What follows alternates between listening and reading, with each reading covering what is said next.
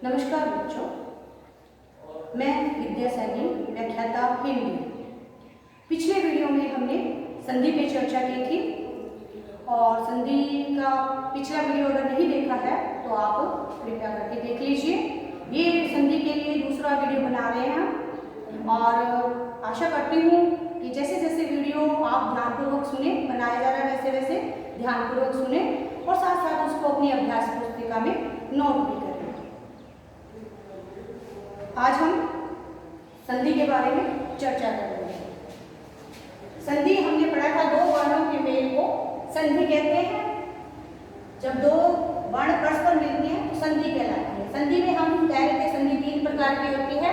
हम आज स्वर संधि के पर ही चर्चा करेंगे। जब स्वरों का स्वरों से मेल होता है तो वो स्वर संधि होती है। जैसे हमने कहा हिम प्लस आल्य, छोटा सा उदाहरण है हिम प्लस आल्य।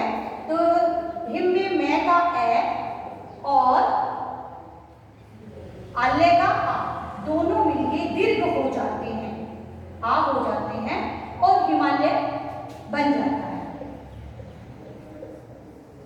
जब स्वरों से स्वरों का मेल होता है तो स्वर संधि कहलाती है। वैसे ही हम कहेंगे नर प्लस ईच, ये भी नर में रै में ए मिला हुआ है और हमें पता ही है जितने भी व्यंजन हैं अगर वो व्यंजन पूरे होते हैं, आधे आधे होते हैं, उनमें ए स्वर अपने आप ही मिला हुआ होता है।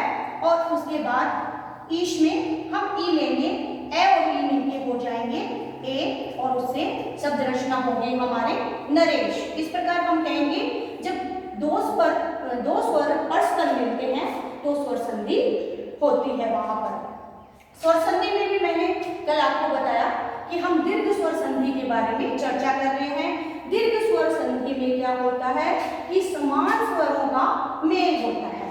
समान स्वर जैसे हमने कहा ए प्लस ए बराबर आ प्लस ए तो भी आ।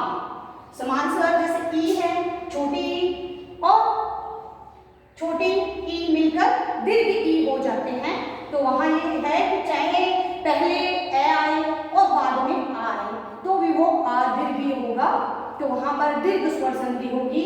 चाहे ई पहले छोटी आए प्लस के बाद बड़ी ई आए तो भी दीर्घ ई हो जाती है। इसके कुछ उदाहरणों को हम देखेंगे।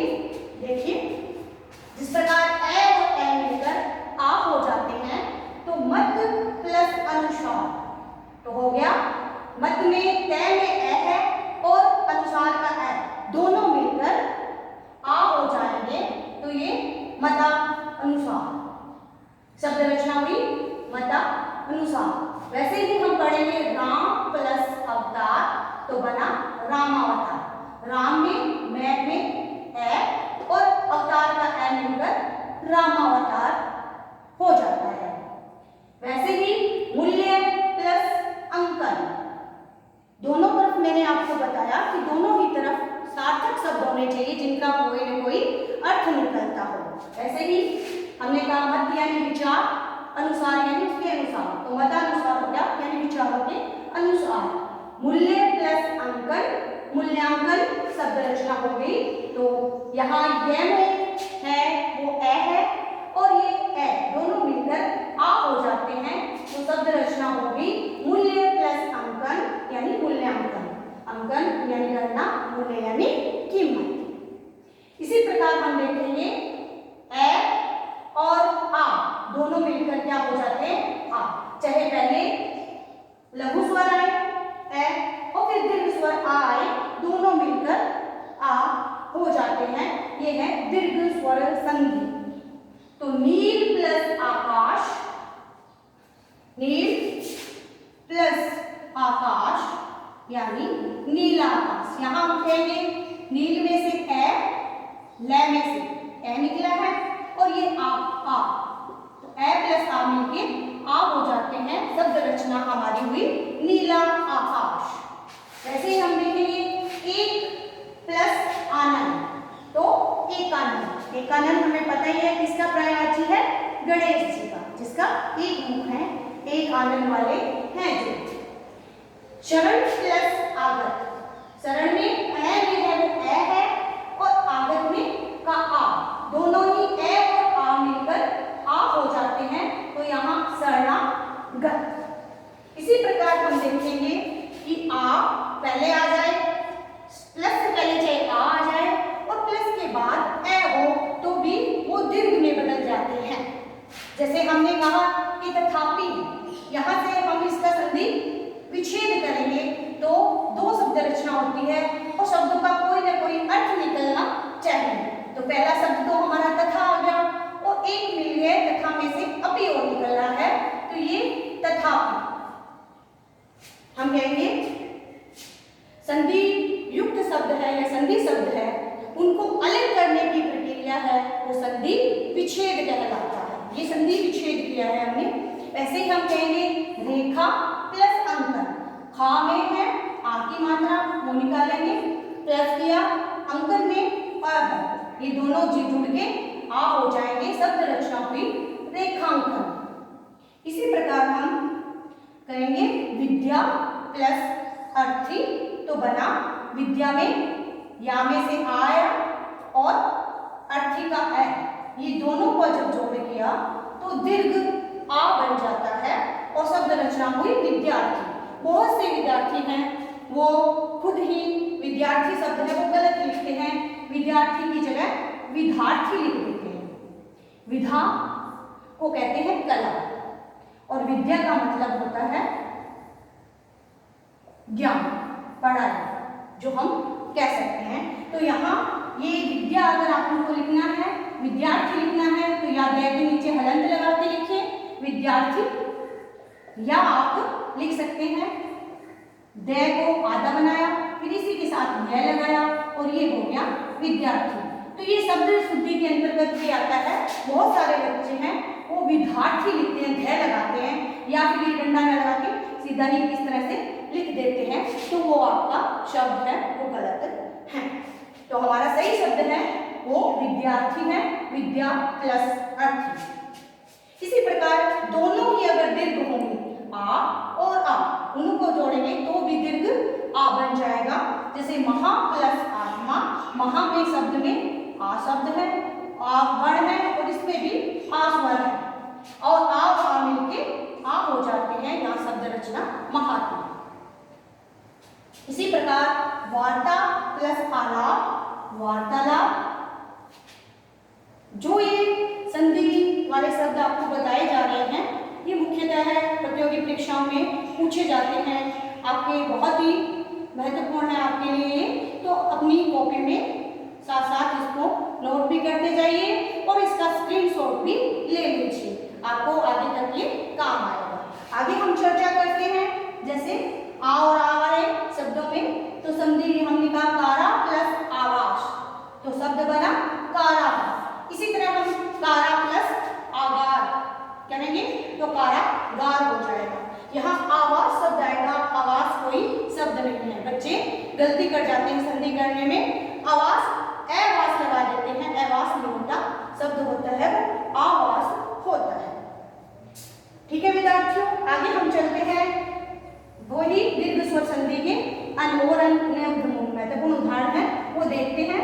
जिस प्रकार ई और ई, छोटी ई बन के दीर्घ ई हो जाते हैं और इनके उदाहरण हैं जैसे रवि, रवि यानी सूर्य है, और इंद्र, इंद्र देव होते हैं, तो उन्हीं से मिलकर हमारा बना रविंद्र। रवि में हमेशा है मात्रा, रवि में छोटी लगेगी क्योंकि ई और ऊ की मात्रा है वो पुरुषवाचक शब्दों में है के अंत में है वो हमेशा छोटी लगती है, और स्त्रीवाचक शब्दों में जैसे हमने यहाँ बताया सची, तो स्त्रीवाचक सची थी वो नहुस की पत्नी थी, उन्हीं के लिए हमने कह दिया कि स्त्रीवाचक शब्दों में जो ई की मात्रा है और एक और स्वर की मात्रा ऊ की मात्रा है, वो स्त्रीवाचक शब्द है, उसके अंतिम वर्ण में अगर ऊ और ई की मात्रा लग रही है तो वो दीर्घ आएगी, और पुरुषवाचक शब्द है उसमें ऊ और ई की मात्रा है वो लघु आएगी। तो यहाँ पर रवि, ये ई लघु स्वर है, ये लघु स्वर है, और दोनों मिलकर ई दीर्घ बन जाएंगे और शब्द रचना हुई रविंद्र। वैसे ही हम प्रति प्लस इक, प्रति प्लस इक बता रही हूं मैं, एक नहीं, प्रति प्लस इक यानी प्रतीक हो गया। ई लघु, लघु ई और दीर्घ ई की रचना में हो जाती है और हमारा शब्द बना प्रतीक। इसी प्रकार बच्चों देखिए, लघु ई और दीर्घ ई मिलकर दीर्घ हो जाते हैं संधि में, दीर्घ स्वर संधि में। ऐसे ही परी, परी में रै में ई की मात्रा है तो लघु ई की मात्रा है, और इक्षक, इक्षक में ई की मात्रा है वो दीर्घ ई की मात्रा है, और शब्द बना हमारा, ये रै पे ई की मात्रा लगेगी वो बड़ी हो जाएगी, क्योंकि छोटी ई और बड़ी ई बन के बड़ी ई हो जाते हैं, दीर्घ ई हो जाते हैं। शब्द रचना हुई परीक्षक।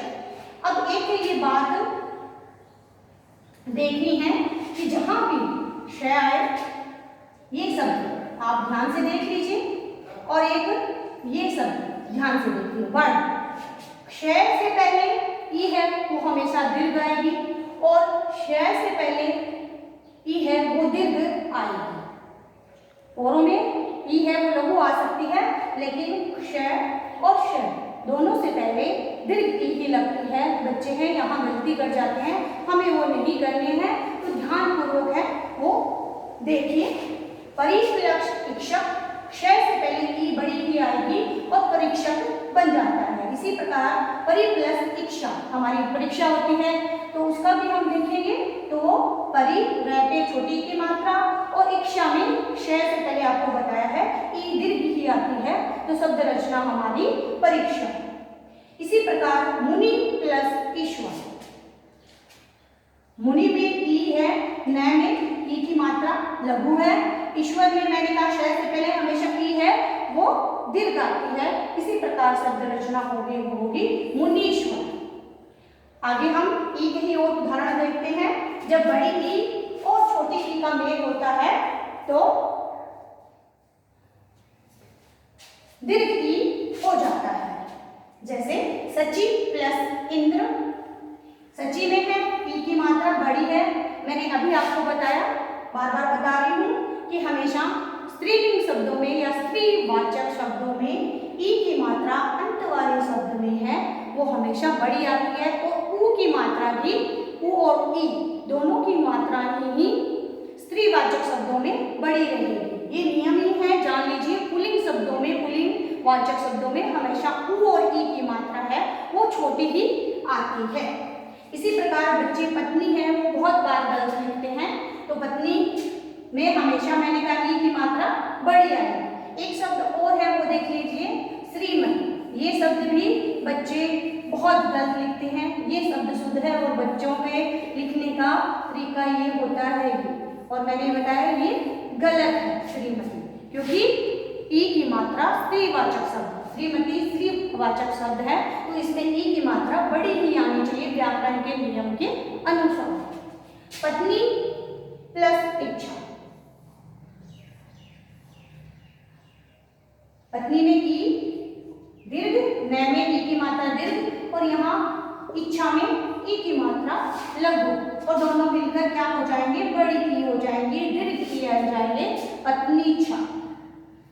दीर्घ ई और दीर्घ का जोड़ जब दीर्घ ई से होता है तो दीर्घ ई बनता है। जैसे नदी ई, नदी प्लस ईश, ईश में मैंने कहा श से पहले ई बड़ा ही आएगा, तो बड़ा ही लगाना है, छोटा नहीं लगाना है।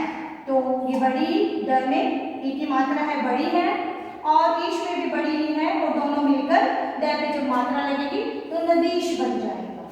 इसी प्रकार रजनी प्लस ईश्वर,